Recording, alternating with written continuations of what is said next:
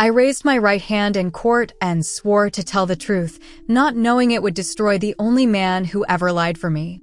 The courtroom smelled of polished wood and cold air conditioning. The kind of cold that doesn't come from temperature, but from distance, the way people pull away from you when they don't want to catch your guilt.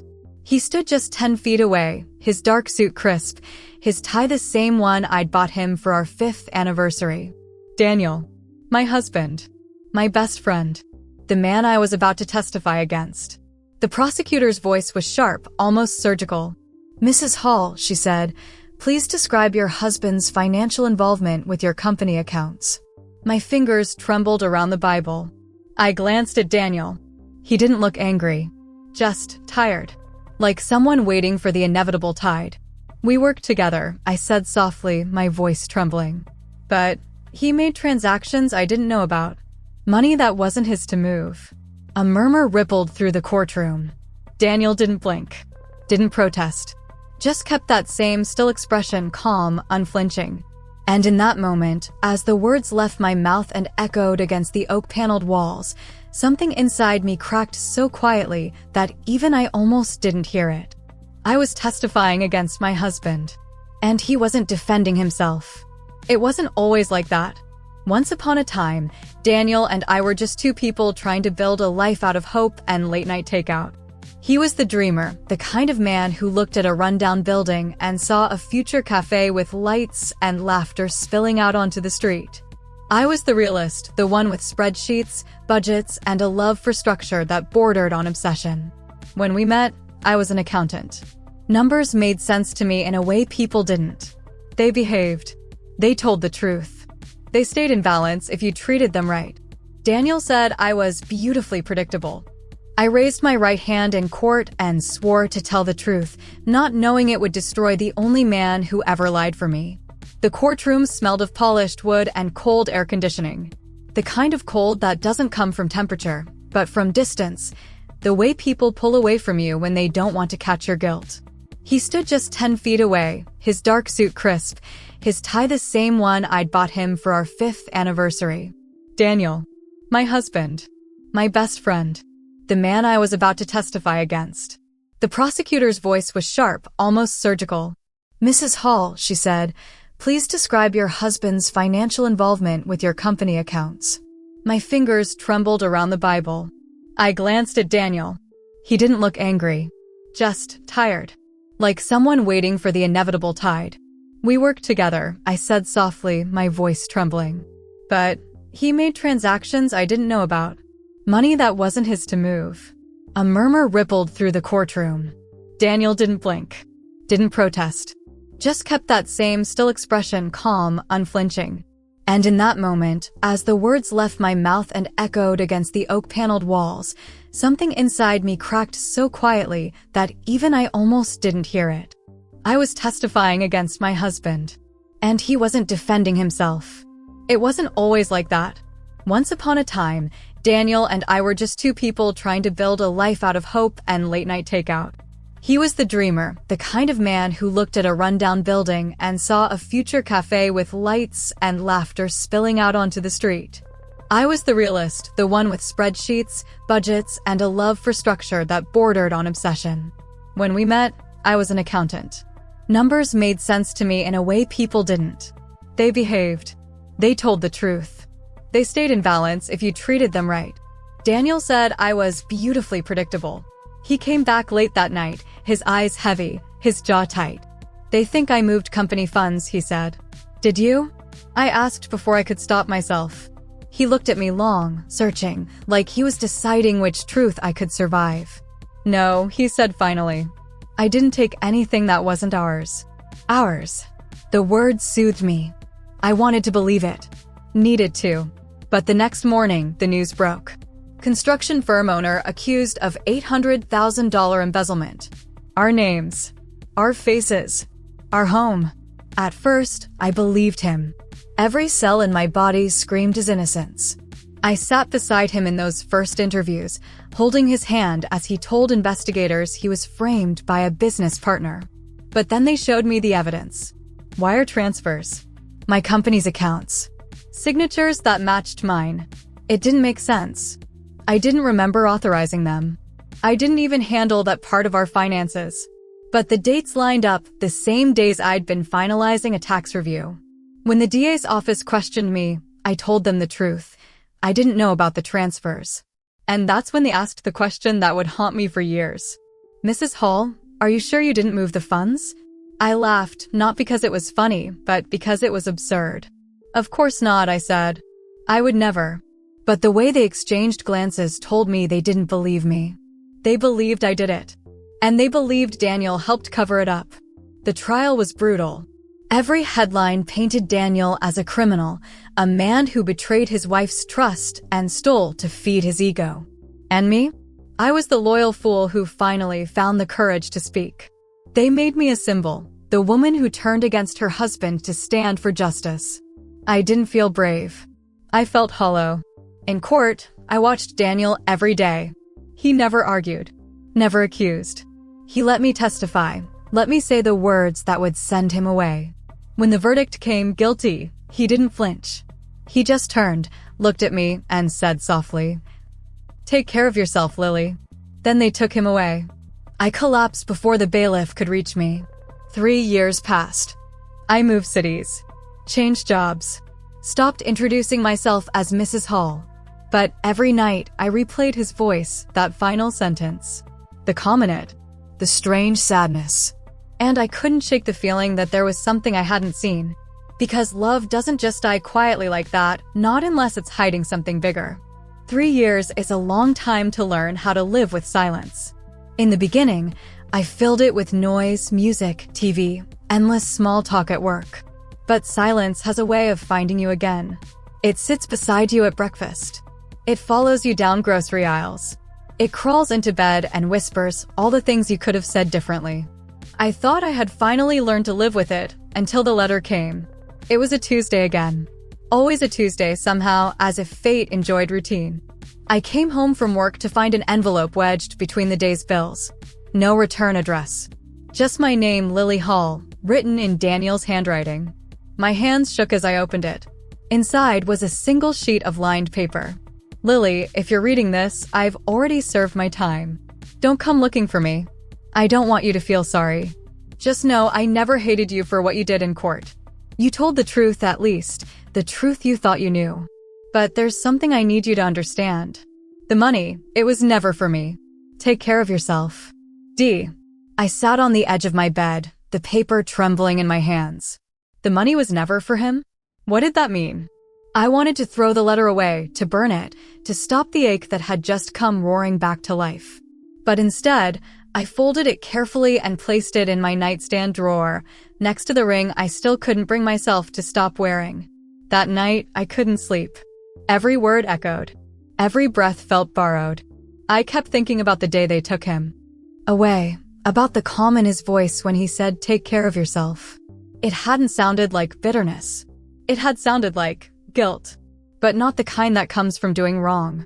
The kind that comes from carrying someone else's burden. The next morning, I drove to the old neighborhood, the one I hadn't visited since the trial. The cafe we'd built together had been sold years ago, but the sign still hung above the door, faded and cracked, Hall's Corner. The new owner, a middle-aged man with kind eyes, recognized me. "You're Mrs. Hall, right? The accountant." "Used to be," I said quietly. "Do you have any of the old business records?" "I'm trying to close a few things out." He disappeared into the back and returned with a box of old invoices and receipts. Dust clung to every corner. I thanked him and took it home. By evening, I was sitting cross-legged on my living room floor, surrounded by stacks of papers, memories in ink and numbers. At first, it was all routine. Payrolls, contractor fees, equipment purchases. Then I saw it, a series of transfers labeled vendor adjustments, L. Hall. My signature, my authorization, my account. But I didn't remember signing them. The dates matched my old consulting work, the weeks I was juggling multiple clients, often working late, sometimes letting Daniel help organize files when I was too tired to see straight. One transfer note stood out, client tax reimbursement, emergency, $35,000. That was the same account the DA said Daniel had used to embezzle money. My pulse pounded. My breath grew short. I checked the handwriting, and there it was. Subtle, but clear. Not my signature. His. Imitating mine. For a moment, the room blurred. I closed my eyes, pressing my fingers against my temples. If he forged my signature, why? To steal from me? To protect me? Or was it both? I needed answers. But Daniel had disappeared. The return address on the letter was blank, the ink too faint to trace. I thought about calling his old attorney, but shame stopped me. To the world, I was the betrayed wife. The brave woman who did the right thing. How could I explain that now I wasn't so sure? That weekend, I drove to see Mara, my old assistant. She'd left my company after the trial, moved 2 towns over, and started a bookkeeping service. When she opened the door, she froze. "Lily? I know it's been a while," I said. "Can we talk?" We sat in her kitchen, the smell of cinnamon and coffee filling the air, the same comfort she used to bring me at the office on hard days. "I found something," I said, showing her the photocopies of the transfers. These were under my name, but I didn't make them. Mara frowned, tracing her finger along the lines. "These dates, this handwriting, I think Daniel did this," I said. "I think he forged my approval." She looked up sharply. "Lily, you told the court you believed he moved the money himself." "I did," I whispered, "because that's what the evidence said." She leaned back in her chair, her eyes softening. "You think he took the blame for something you did by accident?" The words hit like thunder. I hadn't said it out loud yet, but hearing it in someone else's voice, made my stomach twist. "Do you remember those weeks before the investigation?" I asked. I was buried in work. I let Daniel handle the client invoices. If I missed a few errors, Mara nodded slowly. "You could have filed something wrong. He could have noticed. And if the DA traced it back to you, he covered it up," I finished. I dropped my face into my hands, the weight of 3 years of anger and guilt collapsing all at once. Mara reached across the table, her voice steady. "You should find him, Lily. You deserve the truth. But the truth has a way of finding you before you're ready." That night, I got another letter. This time, it wasn't from Daniel. It was from the State Parole Board. "Dear Mrs. Hall, we are writing to inform you that Mr. Daniel Hall was released on parole 6 months ago. His last known address is confidential, but he has listed you as his emergency contact." My hands went cold. He listed me. After everything. After my testimony. After his prison sentence. After my silence. I stared at the paper until my eyes blurred. He didn't want me to find him, but he still wanted someone to call if his life fell apart again. And that's when I knew this story wasn't over. I sat in the car for nearly an hour after reading the parole notice, the paper trembling in my hands.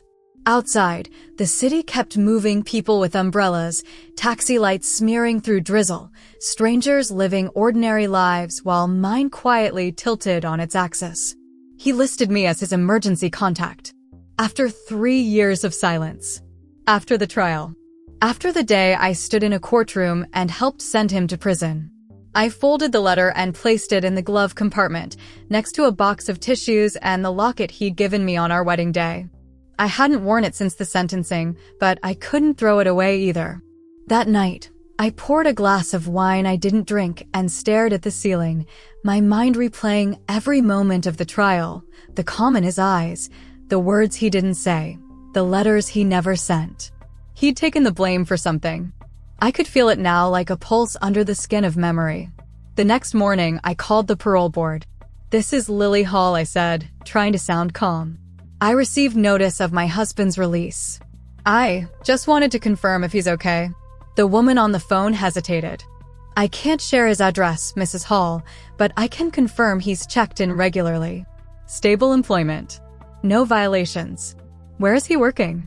I asked. "I'm sorry, that information is confidential." There was a pause.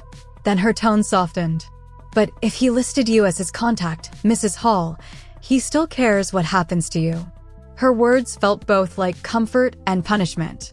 2 weeks passed before I saw him. It wasn't planned. It was raining again, a thin, steady drizzle that blurred the world into watercolor. I'd gone to visit my sister in the next county, And on the way back, traffic slowed near a construction site. At first, it was nothing, a row of workers in yellow raincoats, bent under scaffolding. Then my eyes caught a familiar figure. Daniel. He was thinner, older. The years had taken the brightness from his face, but not the steadiness. Even soaked in rain, he moved with quiet purpose, directing others with gestures instead of words. I don't know what made me stop the car. Maybe the same force that had made him list me as his contact. Some invisible thread that refused to cut clean. I parked, heart hammering, and waited until his shift ended. He walked toward the bus stop, pulling his jacket tighter, his face drawn but calm. When he turned and saw me, the world seemed to stop. He froze, then gave a small, almost disbelieving smile. Lily. It wasn't a question. It was recognition, memory, and grief all at once. We stood there for a moment in the rain, saying nothing. Finally, I found my voice. You shouldn't have written me. He shrugged gently. You deserved to know I was alive. Alive? I echoed. That's it? You disappear for years, and all I get is alive. He didn't answer.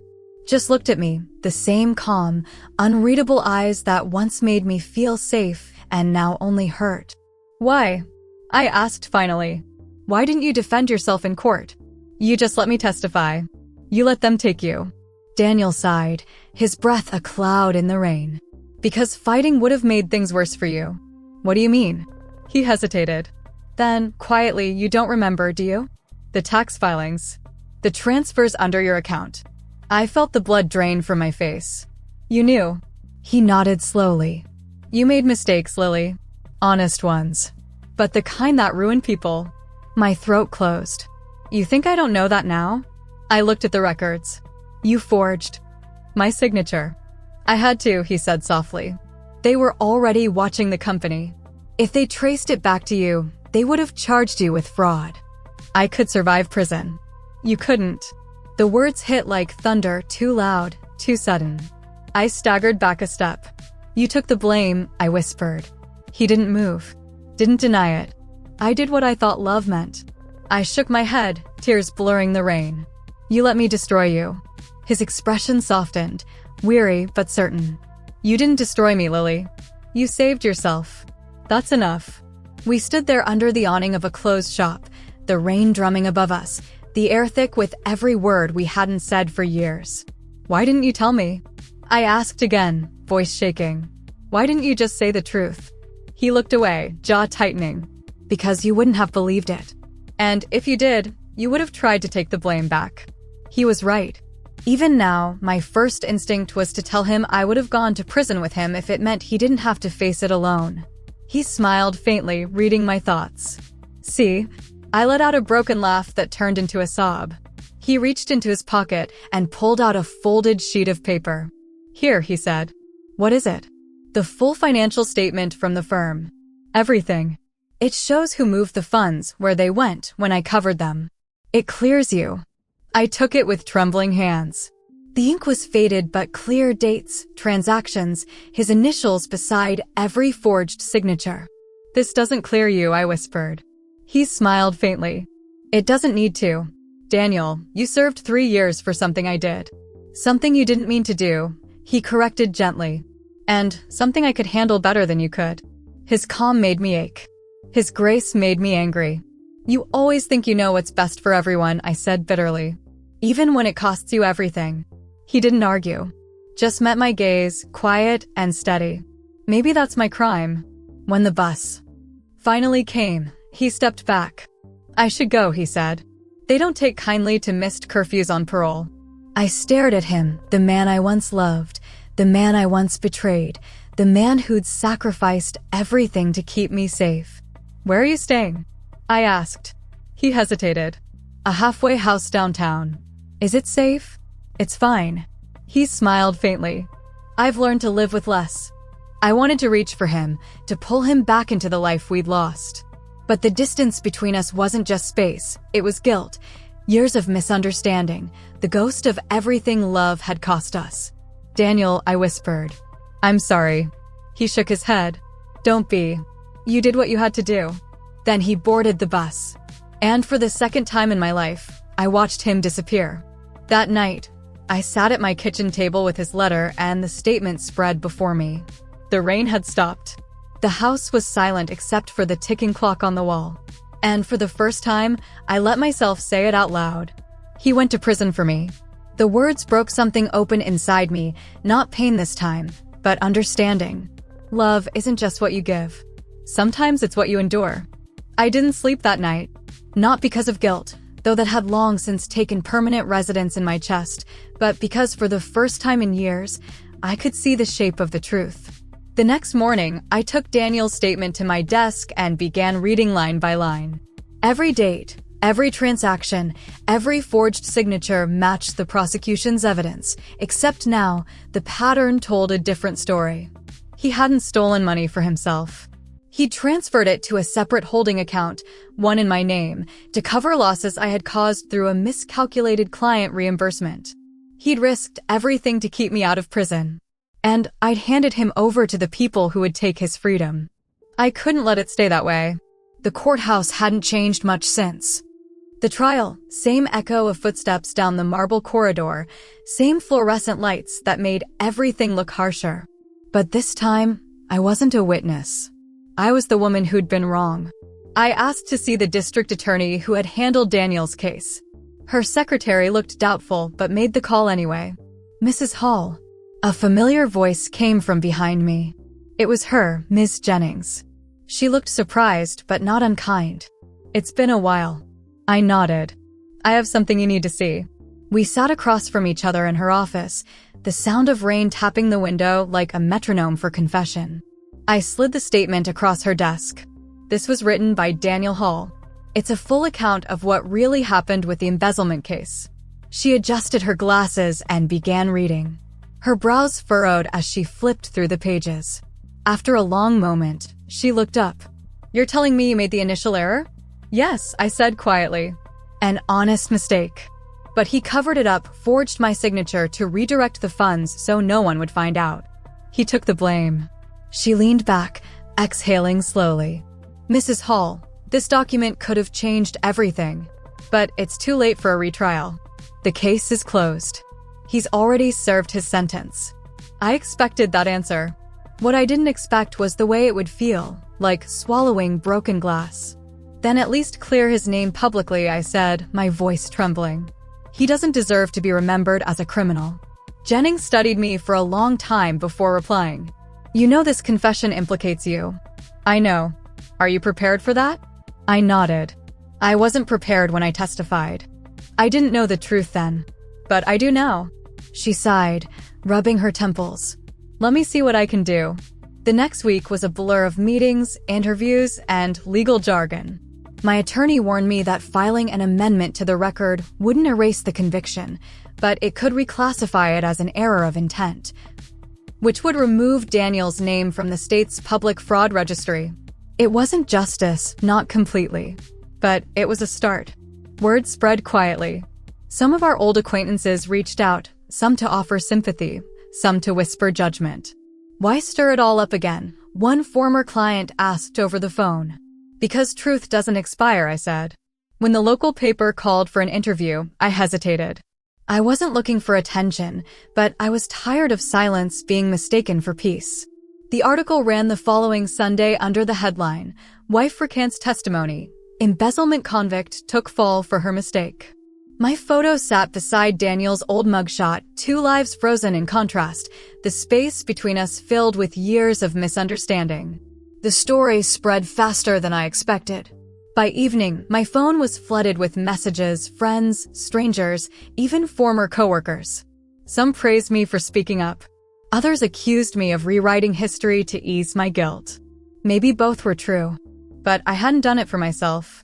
I'd done it for the man who had carried my sins so quietly the world mistook it for his own. 3 days later, there was a knock at my door. When I opened it, Daniel stood there, raincoat dripping, eyes weary but softer than I remembered. I saw the article, he said. You didn't have to do that. Yes, I did. He sighed, looking past me as though the walls might listen better than I could. You put your name out there. You reopened wounds that didn't need reopening. They were never closed, Daniel. I stepped aside, letting him in. Not for me. He hesitated, then crossed the threshold. The last time he'd been in this house, it was full of boxes and goodbyes. Now it was smaller, quieter, but somehow more honest. I didn't want people to know, he said, sitting down. I just wanted you to live. I did live, I said. But it wasn't life. It was punishment without bars. He smiled sadly. I suppose we both served our time then. We sat. There in silence, two people on opposite sides of forgiveness, the distance shrinking one breath at a time. After a while, I spoke. They're updating the record. You won't be on the registry anymore. He blinked, as if unsure how to feel. It doesn't change what happened. No, I said softly. But it changes how it ends. He looked at me, and for the first time since the trial, I saw something familiar, the faint glimmer of hope in his eyes, fragile but real. Do you hate me? I asked. Daniel shook his head slowly. I never hated you, Lily. I hated that I couldn't protect you without losing you. My throat tightened. You didn't lose me. He smiled faintly. Didn't I? The clock on the wall ticked between us. I reached across the table, placed my hand over his. His fingers were rough, calloused, but warm. Maybe it's too late to start over, I whispered. But not too late to forgive. He didn't answer. But his hand closed over mine, steady, quiet. And for the first time in years, the silence between us didn't feel empty. That night, when he left, he turned at the door and said, You were brave to tell the truth. I smiled faintly. So were you. Just too early. He laughed a low, tired sound, but real. Good night, Lily. Good night, Daniel. The door closed softly behind him. And somehow, the house didn't feel so cold anymore. The mornings felt different after that. Not brighter, not easier, just quieter in a way that didn't ache anymore. The air in the house carried a kind of gentleness I hadn't felt in years, like the calm that follows a storm when you realize the walls are still standing. I started waking earlier, brewing coffee the way Daniel used to, 1 spoon of sugar, 2 of patience. The smell filled the kitchen, and sometimes, without meaning to, I'd smile.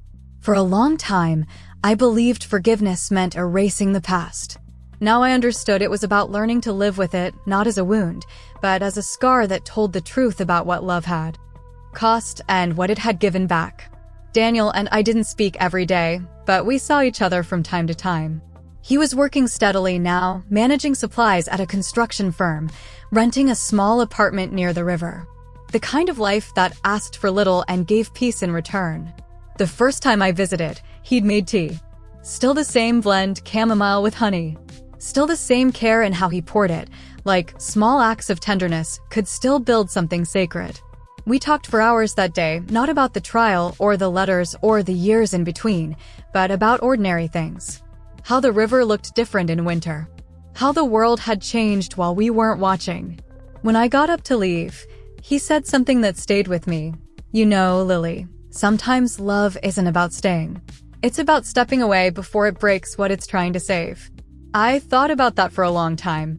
He had stepped away, once, and maybe, just maybe, it had saved us both in a way neither of us could see back then. Spring came. The local news printed a small follow-up article, Conviction Review Clears Man of Intent in Embezzlement Case. It wasn't front-page news, but it didn't have to be. For us, it was enough. That night, I went through the old box I'd kept in my closet, trial notes, the first letter he sent after prison, the photographs from the cafe we built together. In one picture, he's wiping flour off my cheek, and I'm laughing. It's not perfect, my hair's messy, his apron's crooked, but it's the kind of moment that feels more real than any victory ever could. I placed that photo on the mantle, next to the small wooden sign that once hung in our cafe, made with patience and love. It used to feel ironic. Now it felt true again. A few weeks later, Daniel invited me to the river park. It was Sunday afternoon, bright, quiet, the kind of warmth that smells like second chances. He brought a small brown paper bag and handed it to me. Inside was the locket, the one from our wedding day, newly polished, the clasp fixed. I thought you should have it, he said softly. I looked at it, then at him. Why? Because love doesn't end, he said. It just learns where to rest. My eyes burned. Daniel, he smiled faintly. I'm not asking for anything, Lily. I just wanted you to have back what was always yours. I held the locket in my palm, cool, familiar, heavy with memory. Then, carefully, I clasped it around my neck. For the first time, it didn't feel like a chain. We sat on the bench overlooking the water, the sun glinting off the current. He told me he was thinking about moving, maybe to the coast, maybe somewhere quieter. I didn't try to stop him. I just said, wherever you go, make it peaceful. He nodded, smiling. You too, Lily. There wasn't a grand goodbye. No promises. No final declarations. Just two people who had finally learned that love, at its truest, is not ownership, it's recognition. We stayed until the light turned gold, and then he left, walking down the path until he disappeared behind the trees. And for once, I didn't feel abandoned. I felt released. That night, I wrote a letter, not to him, not to the court, but to myself. Dear Lily, you did what you thought was right. You spoke the truth you knew, and then you learned a harder one.